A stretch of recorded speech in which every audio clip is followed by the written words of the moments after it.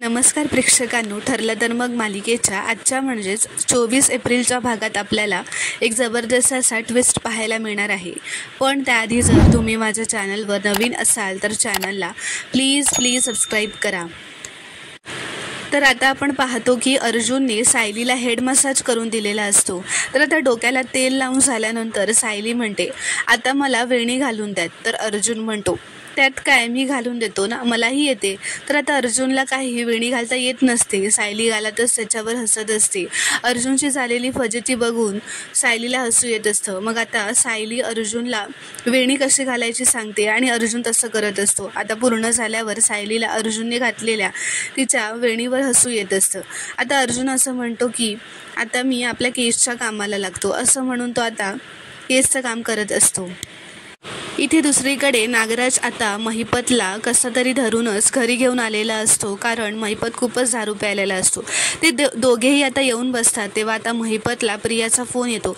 तर आता फोन उचलल्यावर महिपत काहीतरी बडबडतच असतो. तो दारू पिलाय असं समजल्यावर प्रिया म्हणते, तुम्ही टाईट आहात का, झेपत नाही तर पिता कशाला एवढी. तर महिपत म्हणतो, ए चिचुंद्रे, जास्त बोलायचं नाही हा, मुद्द्याचं बोल. तर प्रिया म्हणते, अहो मुद्द्याचंच बोलायला फोन केलाय मी. अहो आपल्या केसमध्ये ना काहीतरी डेव्हलपमेंट झाली आहे. सायली ना आज खूप खुश दिसत होती, म्हणत होती की आम्ही सत्याच्या खूप जवळ जाऊन पोहोचलोय म्हणून. म्हणजे खरं काय घडलं आहे ना ते आता त्यांना लवकरच कळणार आहे सगळ्यांना, असं ती म्हणत होती. मी सांगते तुम्हाला कन्फर्म अर्जुनच्या हाती ना नवीन काहीतरी पुरावे लागलेत. तर महिपत म्हणतो, तू जेव्हा पण फोन करतेस ना सगळ्या घाणेरड्या बातम्या देतेस. तर प्रिया म्हणते, मी फक्त अलर्ट करायला फोन केलाय. तर महिपत म्हणतो, ए चिचुंद्रे, थोबाड बंद कर, मला काय अलर्ट करायला फोन करतेस तू, आणि तू फसली असलीस ना ते सगळं सांगायला मला फोन करायचं नाही. मला तू फोन फक्त अर्जुन सुभेदार तोंडावर पडला, त्याचे प्लॅन फसले हे सगळं सांगण्यासाठीच करायचा, नाहीतर मी तुझे दोन्ही हातच गायब करून टाकेन, लक्षात ठेव. तर आता प्रिया त्याचं असं बोलणं ऐकून फोनच कट करते. तर आता इथे दुसरीकडे कल्पना प्रतापला असं म्हणते, आज रविराज आणि प्रतिमा किती दिवसांनी सहज आपल्या घरी भेटायला आले ना, किती बरं वाटलं. तर प्रताप म्हणतो, हो ना. तर आता कल्पना असं म्हणते, आधीच आपल्या घरात प्रॉब्लेम्स काय कमी होते का की त्या मधुभाऊने तन्वीचा हार चोरला.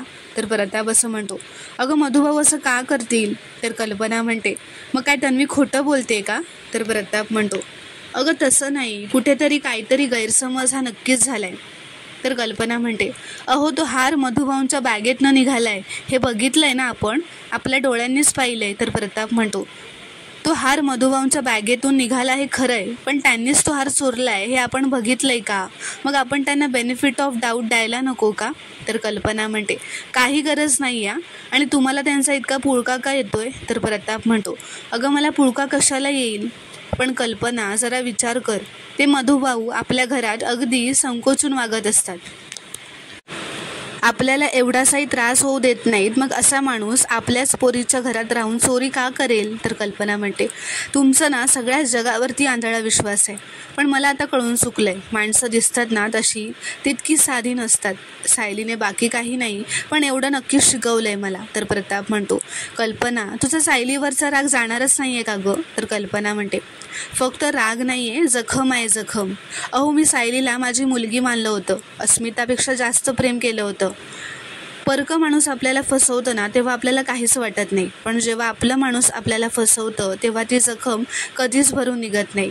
तर प्रताप म्हणतो, मी समजू शकतो तू सायलीमुळे किती दुखावली गेली असते. तर आता कल्पना म्हणते, फक्त सायलीमुळे नाही तर अर्जुनमुळे सुद्धा, जे काय झालं ना त्याला अर्जुनसुद्धा तितकाच जबाबदार आहे.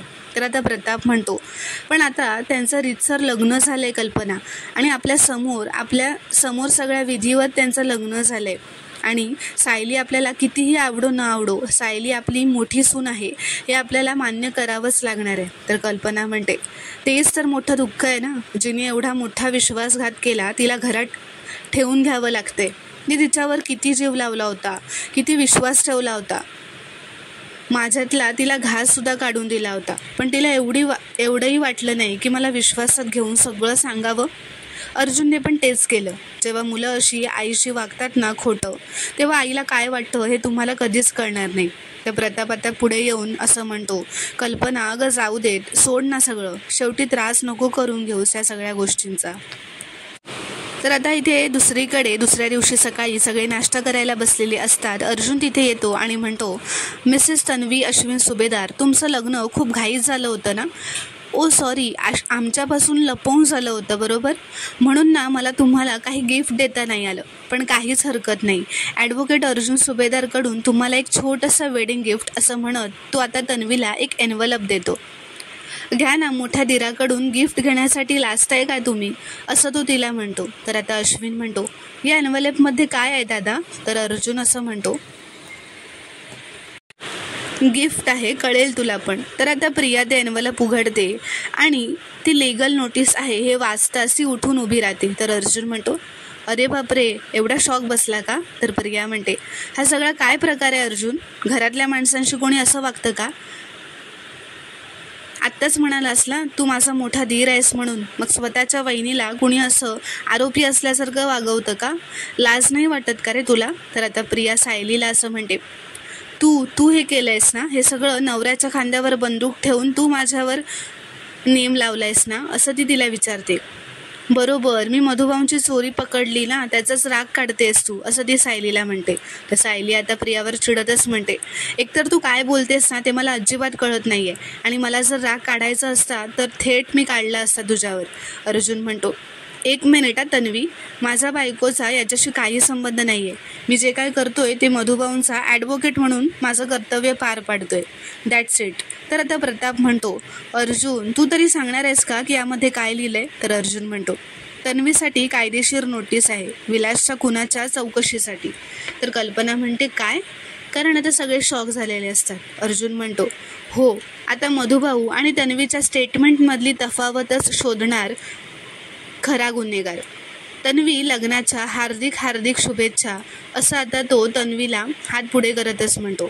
हे आता ऐकून प्रिया मात्र खूपच घाबरलेली असते. तर कल्पना म्हणते, अर्जुन हा काय प्रकार आहे सगळा? तर प्रिया आता नाटकच करत म्हणते, आई, अर्जुनने मला चौकशीसाठी त्याच्या ऑफिसमध्ये बोलावलंय, पण मी कोर्टात सगळं खरं खरं सांगितलंय, मग परत ही चौकशी कशासाठी?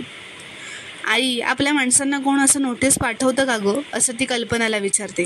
हा माझ्यावरचा राग नाही तर दुसरं काय आहे? तर सायली म्हणते, अगं कसला राग प्रिया, तू मधुभाऊंवर खुनाचा खोटा आळ आणलास म्हणून आम्ही तुला नोटीस पाठवायला काय बालिश आहोत का? तर आता अर्जुन म्हणतो, तन्वी, ही ना केसची गरज आहे आणि तुझं स्टेटमेंट आम्हाला परत एकदा रेकॉर्ड करायचं आहे. काय आहे ना की आम्हाला काही नवीन गोष्टी सापडल्यात, आम्हाला त्याच्यावर तुझी उत्तरं हवी आहेत आणि हा सगळा कायदेशीर होणार आहे. प्रिया म्हणते, हे असं नोटीस पाठवून? तर अश्विन म्हणतो, दादा, तू सुखाने जगूच देणार नाही आहेस का रे आम्हाला? तन्वी तुमच्या मनाविरुद्ध घरात लग्न करून आली, याची अजून किती शिक्षा देणार आहेस तू तिला? तर सायली म्हणते, अश्विन भाऊजी, घरच्या गोष्टी आणि या नोटीसचा काही एक संबंध नाही आहे. अर्जुन म्हणतो, अशा पर्सनल आणि प्रोफेशनल गोष्टी तुम्ही मिक्स करता, आम्ही नाही. पूर्णाजी म्हणते, तू तन्वीला त्रास देण्याची एकही संधी सोडत नाहीस ना अर्जुन? हे खोटं आहे का रे? बघावं तेव्हा तेच घेऊन बसलेला असतोस. ही केस आमच्या आयुष्यात आल्यापासून ना एका क्षणाची शांती मिळालेली नाही आहे आम्हाला. कल्पना म्हणते, आणि काय रे, आता सुभेदारांची सून तुझ्या ऑफिसमध्ये येऊन चौकशीसाठी सामोरी जाणार आहे का? अर्जुन, तुला नात्याची किंमत कळते का रे, असं ती रागातच त्याला विचारते. तर प्रताप म्हणतो, एक मिनिट कल्पना, एकदम अशी टोकाला जाऊ नकोस. अर्जुनने तन्वीला अरेस्ट करायची नोटीस काढलेली नाही आहे, तिला फक्त चौकशीसाठी ऑफिसमध्ये बोलावलं आहे. आणि चौकशीचं काय आहे, तिने कोर्टात जे स्टेटमेंट दिलं आहे तेच तिला तिथे द्यायचं आहे. तुम्ही उगाच त्याला वेगळा रंग देऊ नका. तर आता सायली म्हणते, आम्ही पण तेच म्हणतोय बाबा की घर आणि केस या गोष्टी वेगवेगळ्याच ठेवूयात. तर अर्जुन म्हणतो, आणि तसंही चौकशीही आधीपासूनच ठरलेली होती, ज्याने या केसला एक वेगळी दिशाही मिळू शकते. तर आता प्रिया मनातच असं म्हणते, म्हणजे नेमकं काय? मेले मी, अर्जुनला नवीन काहीतरी सापडलंय म्हणतोय, म्हणजे तो मला कचाट्याच पकडणार. यातून सुटायचं असेल तर घरात मला मोठा ड्रामा करावा लागेल. तर आता अर्जुन म्हणतो, मग तन्वी, डॅडने तुला एवढं सांगितल्यावर आता तुला पटलं असेल ना की यात माझ्या बायकोचा कुठलाच पर्सनल राग नाही आहे, आणि तसंही ही केस ती लढत नाही आहे, मी लढतोय. तर प्रिया म्हणते, म्हणून मला अडकवायला बघतोयस ना? पण नाही, मीच कमनशिबी आहे आई. मला वाटलं या घरात लग्न करून आले ना तर सुखाने संसार करेन, पण नाही, मी या सगळ्याचा विचारच केला नाही. तर आता तन्वी स्वतःला जसं म्हणू लागते, परत नाती जोडण्याचा प्रयत्न करशील का तू तन्वी, परत करशील का, असं म्हणत आता ती रागातच स्वतःच्या कानाखाली मारून घेत असते आणि जोरजोरात रडू लागते. अश्विन म्हणतो. अश्विन तिला थांबवतच असतो व म्हणतो, अगं तन्वी अशी वेड्यासारखी वागू नकोस. तर प्रिया म्हणते, अरे वेडीच आहे मी, वेडीच आहे, म्हणून तर मला असं वाटलं होतं की आपण सुखाने संसार करू, पण बघतोयस ना घरातल्या घरात मला कोर्टात उभं केलं आहे. नाही, माझीच चूक झाली आहे, मी तुझ्याशी लग्नच करायला नको होतं. कशाला केलंस लग्न माझ्याशी अश्विन. लग्न केल्यापासून हे दोघं रोज नवीन नवीन वाद उकरून काढतायत. घरात शांतताच नाही उरली आहे. कशाला मला दुःखातून बाहेर काढलंस, कशाला मला सुखाची आशा दाखवलीस आणि मला असं रडत पडू द्यायचं होतंस ना, असं ती जोरजोरात रडतच म्हणत असते. तर आता कल्पना तिला शांत हो असं सांगत असते. अश्विन तिला बसायला सांगत असतो. तेव्हा प्रिया तिचं नाटक आणखीनच वाढवते व म्हणते की नाही, मला नाही राहायचं इथे, मी घर सोडून चालले. किंवा अश्विन तू मला मारून टाकलंस ना तरच बरं होईल, मला नाही राहायचं इथे, तू प्लीज मला मारून टाक ना, असं ती त्याला जोरजोरात रडून म्हणायला लागते. अश्विन तूच मला मारून टाक असं म्हणत आता तन्वी नाटक येऊन पडल्याचं खोटं नाटक करते. तर आता अर्जुन असं म्हणतो, चला मिसेस सायली, आजची चौकशी सक्सेसफुली पुढे गेली आहे. तर अश्विन असं म्हणतो, दादा म्हणजे तुला काय म्हणायचं आहे रे, चौकशी टाळता यावी म्हणून तन्वी चक्कर आल्याचं नाटक करते का. अरे एवढा निर्दयी कधीपासून झालायस तू. तर अर्जुन म्हणतो. अर्जुनला आता रागच आलेला असतो. तो अश्विनला असं म्हणतो, अरे तू डॉक्टर आहेस ना, ती नाटक करते हे आमच्या आधी ना तुला कळायला हवं होतं. तर अश्विन म्हणतो, सगळ्यात आधी ना मी तिचा नवरा आहे आणि ती कुठल्या मानसिक अवस्थेतून जाते ना हे मला खूप चांगलं माहिती आहे. तर प्रताप म्हणतो, अश्विन तन्वीला आता आत खोलीत घेऊन जा, तिला आराम करू देत. तर अश्विन असा म्हणतो, पॅनिक अटॅक आहे हा, आणि हा तुझ्यामुळे आलेला पॅनिक अटॅक आहे, झालं तुझं समाधान, असं तो अर्जुनला म्हणतो. तर सायली म्हणते, अश्विन भाऊजी डोळे उघडून बघा, संकटांपासून वाचण्यासाठी प्रिया नेहमी असं काहीतरी करत असते. तर अश्विन म्हणतो, तिच्यावर आलेलं संकट तर तुम्ही दोघं आहात. तर आता अश्विन व कल्पना तन्वीला घेऊन तिच्या खोलीत जातात. पूर्णाई पण सायली अर्जुनकडे रागातच बघून ती निघून जाते. तर आता तन्वीला आता तिच्या खोलीत आणून झोपवलेलं असतं. अश्विन आता चेक करतो व म्हणतो, पल्स तर आता नॉर्मलच झालेत. कल्पना म्हणते, या अर्जुनमधला वकील आहे ना, तो कधीही जागा होत असतो, पण तन्वी तू त्याचं वागणं जास्त मनावर घेऊ नकोस हा. प्रिया असं म्हणते, मी स्ट्रॉंग राहण्याचा प्रयत्न करते आई, पण मला सांग ना, अर्जुनने जर तुला अशी लीगल नोटीस पाठवली असती तर तुला कसं वाटलं असतं गं, हा धक्का पचवू शकली असतीस का तू. अश्विन म्हणतो, तन्वी आता फार विचार करत बसू नकोस गं त्या विषयावर, आराम कर ना तू. प्रताप म्हणतो, मला वाटतं आपण आता निघूयात कल्पना, तन्वीला आता बरं वाटतंय. आता तेच दोघेही तिथून निघून जातात. तर आता प्रिया उठून बसते आणि नाटकच करत अश्विनला असं म्हणते, विचार करायचं नाही ठरवलं ना तरी विचार काही थांबतच नाही आहेत रे.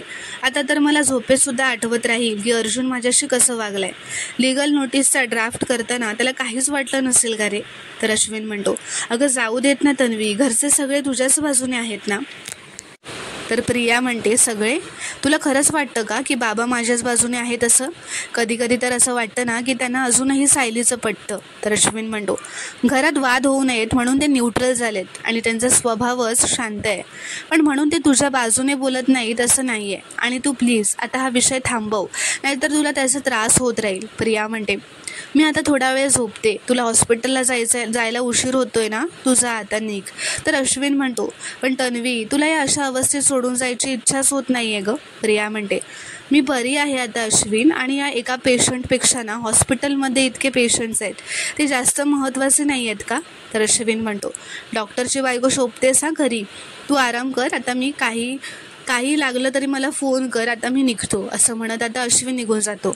आता अश्विन गेल्याबरोबरच प्रिया तिच्या मूळ अवतारात येते. प्रिया उठून बसते आणि खूपच चिडतच असं म्हणते, अर्जुनने हे चौकशीचं नवीन लफडं काय मागे लावलंय.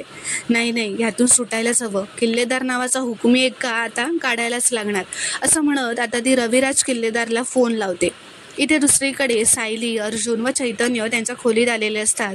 चैतन्य म्हणतो, म्हणजे आपल्याला जसं एक्सपेक्टेड होतं प्रिया तशीच वागली. सायली म्हणते, नाहीतर काय, नोटीसचं कळल्यावर तिने अख्खं घर डोक्यावर घेतलं, बघितलंस ना, आणि मग काय तिचं नेहमीचंच चक्कर वगैरे येण्याचं नाटक. तर आता अर्जुनला रविराजचा फोन आलेला असतो. अर्जुन म्हणतो, बोल सिनियर. तर रविराज असं म्हणतो, मी तन्वी सुभेदारचा वकील म्हणून आत्ता तुझ्याशी बोलायला फोन केला आहे.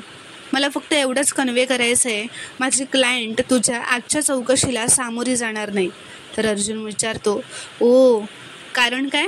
तर रविराज म्हणतो, तिची मानसिक स्थिती आता ठीक नाही आहे आणि काही पर्सनल आणि या केसमुळे सध्या ती एका ट्रॉमामध्ये आहे. म्हणून तिचा वकील म्हणून मीच तिला ही परवानगी नाकारली आहे. त्यामुळे तिला जे काही विचारायचं असेल ना ते कोर्टातच विचार. तर आता अर्जुनला हसूच येत असतं, कारण त्याला कळलेलं असतं की प्रियाने आता रविराजकडे चुगली केलेली आहे. अर्जुन म्हणतो, एक सांगू का सिनियर, मला माहिती होतं की तन्वी ही चौकशी होऊ देणार नाही. काय आहे ना, ज्या माणसांना काही लपवायचं असतं तीच माणसं उत्तर देण्यासाठी टाळाटाळ करतात. तर रविराज म्हणतो, बोलताना जरा जपून बोल अर्जुन. तन्वी या केसमधली एक दुर्दैवी साक्षीदार आहे आणि ती काहीही लपवत नाही आहे. त्यामुळे तिला गरजेपुरतंच या केसमध्ये खेचलंच तर बरं होईल. अर्जुन आता पुढे काही बोलणारच असतो, तेवढ्यात रविराज त्याचा फोन ठेवून देतो. तर आता अर्जुन फोन ठेवल्यावर सायली चैतन्याला असं म्हणतो की प्रियाने बरोबर सिनियरला मॅनिप्युलेट केलं, आजची चौकशी रद्द केली आहे.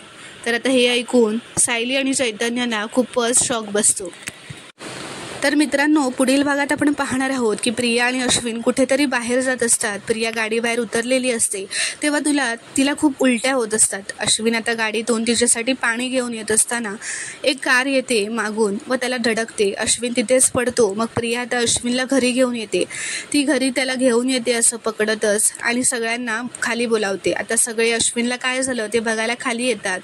अर्जुन सायलीसुद्धा येतात. तेवढ्यातच महिपतसुद्धा मागूनच त्यांच्या सुभेदारांकडे आलेला असतो. तो दारातच येऊन उभा राहतो. कल्पना त्याला महिपतला बघून असं म्हणते, हे तू आधीसुद्धा गेलं होतंस, तुला अर्जुनपर्यंत पोहोचता आलं नाही म्हणून माझ्या नवऱ्याला अटक करवली होतीस. तर महिपत म्हणतो, अहो पण ह्या टायमाला खरंच अपघात झाला माझ्या हातून. म्हणजे याचा अर्थ की अश्विनला जी गाडी धडकली होती ती महिपतचीच होती आणि महिपतनेच ते केलं होतं. म्हणजेच तो अपघात महिपतच्या गाडीने केलेला असतो व आता अश्विनला तो धडकलेला असतो. तर अर्जुन आता रागातच पुढे येतो व महिपतची कॉलर पकडत म्हणतो, एक लक्षात ठेव महिपत, माझ्या भावाच्या केसाला जरी धक्का लागला ना तरी तुला उभा चिरीन मी, असं तो रागातच त्याला म्हणतो. तर आता प्रेक्षकांनो, पुढील भागात काय घडणार हे पाहणं खूपच रोमांचक ठरणार आहे. व्हिडिओ पूर्ण बघितल्याबद्दल धन्यवाद. व्हिडिओ आवडल्यास कॉमेंटमध्ये नक्की कळवा व चॅनलला प्लीज सबस्क्राईब करा.